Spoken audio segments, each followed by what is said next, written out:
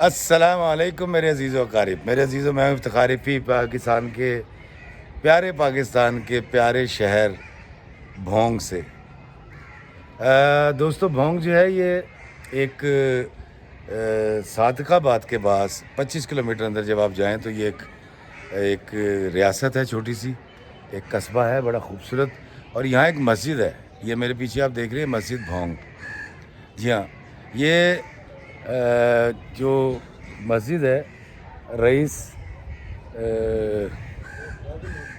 رئیس رئیس غازی محمد جو ہیں، انہوں نے 1932 میں ان کو ایک بشارت ہوئی اور ان سے کہا گیا کہ یہاں اس مقام پر ایک مسجد تعمیر کی جائے، اور رئیس غازی محمد نے اس مسجد کو تعمیر کرنا شروع کیا۔ اور میں آپ کو دکھاتا ہوں، اس کے بڑا خوبصورت اور قدیمی انداز ہے، اور اتنی یونیکنس اس سے پہلے میں نے آج تک کبھی کسی مسجد میں نہیں دیکھی۔ اور آپ دیکھیں کہ اس کے کشادہ صحن ہیں، اس کے اندر مینا کاری کی گئی ہے، بڑا خوبصورت کام ہوا ہے۔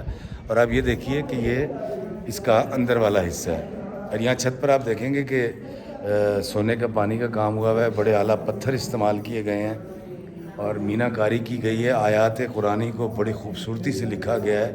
اور یہ مسجد اپنی نوعیت کی پاکستان میں واحد مسجد ہے جس کو دیکھ کر آپ نہ صرف حیران ہو جائیں گے بلکہ پریشان بھی ہو جائیں گے۔ اور میں آپ کو بتاؤں کہ ایک وقت ایسا بھی آیا کہ اس مسجد کے بارے میں یہ کہا گیا کہ مسجد جو ہے وہ نیچی ہے اور رئیس کا جو محل ہے وہ اونچا ہے، تو آپ یقین جانیے کہ اس کو دوبارہ مسجد کی تعمیر کو روکا گیا اور اس کو دوبارہ سے تعمیر کیا گیا، مسجد کو اونچا کیا گیا اور محل کو نیچا کیا گیا۔ یہ ایک محبت کا ایک انداز تھا رئیس کا اس مسجد کے ساتھ، اور آپ دیکھ رہے ہیں کہ کیا خوبصورت مناظر ہیں، کتنی خوبصورت مسجد ہے۔ اور اس مسجد میں تقریباً 4000 کے قریب لوگ جو ہیں وہ نماز پڑھ سکتے ہیں، اور اس مسجد کا کام 1986 میں مکمل تو ضرور ہوا، لیکن اس کا کام ابھی بھی جاری ہے، کیونکہ نئے نئے آئیڈیاز آتے ہیں، اس کے اندر تبدیلی کر دی جاتی ہے، اس کو زیادہ سے زیادہ خوبصورت بنانے کی کوشش کی جاتی ہے، تو اس کا کام چل رہا ہے۔ اور میں آپ کو بتاتا ہوں کہ 10 مربع زمین جو ہے وہ اس کے لیے مختص کی گئی ہے، جہاں سے سالانہ جو آمدن ہوتی ہے وہ اس مسجد کی تعمیر پر لگتی ہے، اور تاکہ کسی سے کچھ مانگنا نہ پڑے۔ تو دوستو، یہ بشارت کے نتیجے میں بننے والی مسجد پاکستان کی ایک یونیک مسجد ہے، جو ایک مینا کاری کا، تعمیر کا اور خوبصورتی کا ایک اعلیٰ نمونہ ہے۔ یہاں سنگ مرمر کے علاوہ بے تحاشا پتھر استعمال کیے گئے ہیں جو پوری دنیا سے منگوائے گئے ہیں، اور اس کی آرچز بڑی خوبصورت ہیں، اور یہاں کا ماحول بڑا پیارا ہے۔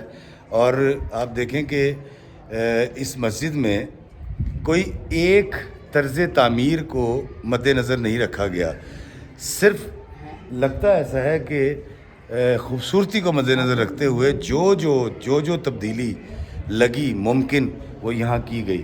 دوستو، مسجد بھونگ کا یہ اندرونی حصہ آپ دیکھ رہے ہیں، سارا کام گولڈ کا ہے، پتھر کا ہے، نگینوں کا ہے، اور قیمتی پتھر اور سونا استعمال کیا گیا ہے۔ پاکستان میں اس نوعیت کی اتنی اعلیٰ درجے کی یہ پہلی اور شاید آخری مسجد ہوگی۔ اس کو آغا خان ایوارڈ بھی ملا ہے، اور اس مسجد کو آغا خان ایوارڈ بھی مل چکا ہے۔ دیکھیے کتنا خوبصورت کام ہے۔ دوستو، ایک اور بات میں آپ کو بتاتا ہوں کہ رئیس جو ہیں جنہوں نے مسجد تعمیر کرائی، ان کے ماشاءاللہ 6 بیٹے ہیں، اور وہ 6 کے 6 بیٹے جو ہیں وہ ماشاءاللہ حیات ہیں، اور اس مسجد کی تزئین و آرائش اور اس میں جو بھی تبدیلیاں مناسب کرنی ہوتی ہیں وہ اس کا ڈیسیژن بھی لیتے ہیں، اور جو پیسہ لگتا ہے وہ اگر باغوں سے آنے والی آمدنی سے پورا نہ ہو تو پھر وہ اپنے پلے سے اس کے اوپر پیسے لگاتے ہیں۔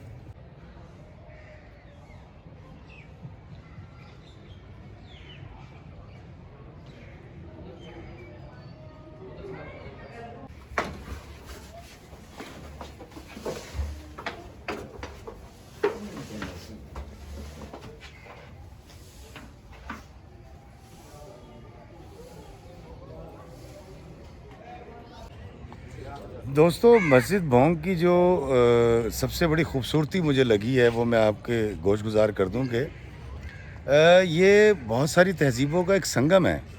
اس کو کسی ایک طرز تعمیر کے تحت جو ہے وہ تعمیر نہیں کیا گیا اور اس کے اندر ہر چند فٹ کے بعد یا چند گز کے بعد اس کی تعمیر کا خوبصورتی کا انداز بدل جاتا ہے. تو اس کو دیکھنے کے لیے اس میں ڈائیورسٹی بہت ہے. اگر آپ جب بھی یہاں تشریف لائیں گے آپ بڑے حیران ہوں گے کہ اس کے اندر سندھ بھی نظر آتا ہے, اس میں پنجاب بھی نظر آتا ہے, اس میں بلوچستان بھی نظر آتا ہے, اس کے اندر کے بھی نظر آتا ہے, اس کے اندر سینٹرل ایشیا نظر آتا ہے. تو دراصل یہ جو مسجد ہے یہ نمائندہ مسجد ہے اس پورے خطے کی, سینٹرل ایشیا کی. تو آپ جب بھی آئیں گے تو یہاں دیکھ کر آپ دنگ رہ جائیں گے کہ اتنی خوبصورت اور اتنا حسین امتزاج رنگوں کی اتنی خوبصورت تراکیب. اور جو یہاں زبانیں پرشین میں بھی یہاں احادیث لکھی ہوئی ہیں, قرآنی آیات عربی میں کے اندر بھی ہیں, اور یہاں کی جو موجودہ زبانیں ہیں اس میں بھی یہاں چاروں کل بھی لکھے گئے ہیں.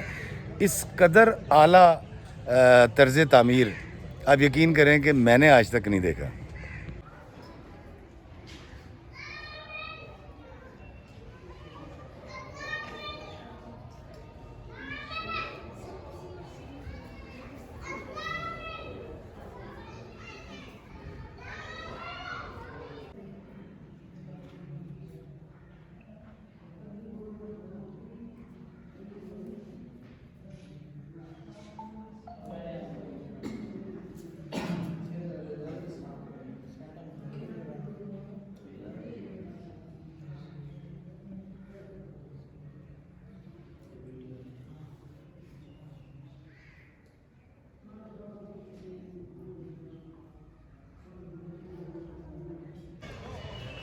دوستو مسجد بھونگ میں یہ آپ دیکھیں کہ قرآن پاک کا ایک نسخہ بنایا گیا ہے اور اس کو ریل پہ رکھا گیا ہے.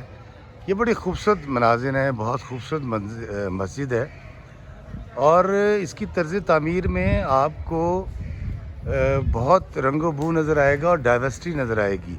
اور میں آپ کو بتاؤں کہ یہ ہے مسجد بھونگ کا فرنٹ گیٹ جس کو بند کر دیا گیا ہے. یہ صرف اس وقت کھلتا ہے جب کوئی سربراہان مملکت یہاں تشریف لاتے ہیں. دوستو مسجد بھونگ کا یہ مین گیٹ ہے جو عام روٹین میں بند ہے, اس وقت بھی بند ہے, لیکن یہ صرف اس وقت کھلتا ہے جب پاکستان کے یا دنیا بھر سے کہیں سے کوئی حکمران آتا ہے تو ان کے لیے کھولا جاتا ہے, لیکن ویسے اس کو بند رکھا جاتا ہے.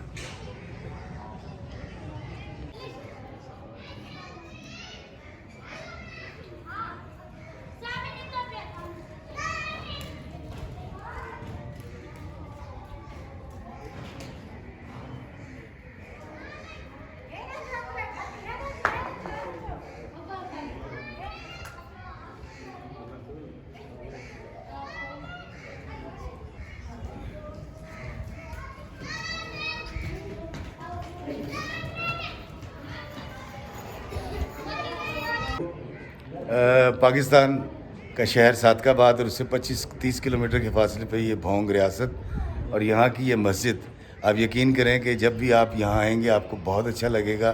میں یہاں آیا ہوا تھا, میں نے سوچا کہ میں آپ کو بتاؤں, آپ اس مسجد کو دیکھیں, یہاں آئیں, آپ نماز پڑھیں. اتنی خوبصورت مسجد میں نے آج تک نہیں دیکھی, اور ایک ایسی مسجد جس کو کسی ایک شخص نے اپنے پیسوں سے تعمیر کروایا ہو, اور وہ خاندان آج بھی اس کی حفاظت کرتا ہے, وہ خاندان آج بھی اس کی دیکھ ریکھ کرتا ہے, اور اس میں جو مناسب تبدیلیاں ہوتی ہیں وقت کے ساتھ کی جاتی ہیں. تو آپ جب بھی یہاں تشریف لائیں مسجد بھونگ آپ ضرور آئیے گا. مینہ کاری کا, تعمیرات کا, اور مجھے تو یہاں بڑا نور بھی محسوس ہوا. آپ یقین کریں یہاں کے ایک ٹھنڈک, ایک احساس اور ایک نرمی کا جو ہے نا گداز میرے اندر پیدا ہوا ہے. میں نے ایک بڑی یونیک, بڑی خوبصورت مسجد آج آپ کو دکھائی ہے, اور میں جہاں بھی جاؤں گا آپ کے لیے نئی چیزیں لاتا رہوں گا. جب بھی آپ صادق آباد آئیں تو یہ 25-30 کلومیٹر کی تکلیف سفر کی اٹھا کر بھونگ ضرور آئیے گا, اور اس مسجد کو ضرور دیکھیے گا جو تعمیرات کا ایک شاہکار ہے اور اعلیٰ نمونہ ہے. اللہ ہمیں آسانیت عطا فرمائے اور آسانیت تقسیم کرنے کا شرف عطا فرمائے. آمین. السلام علیکم ورحمۃ اللہ وبرکاتہ.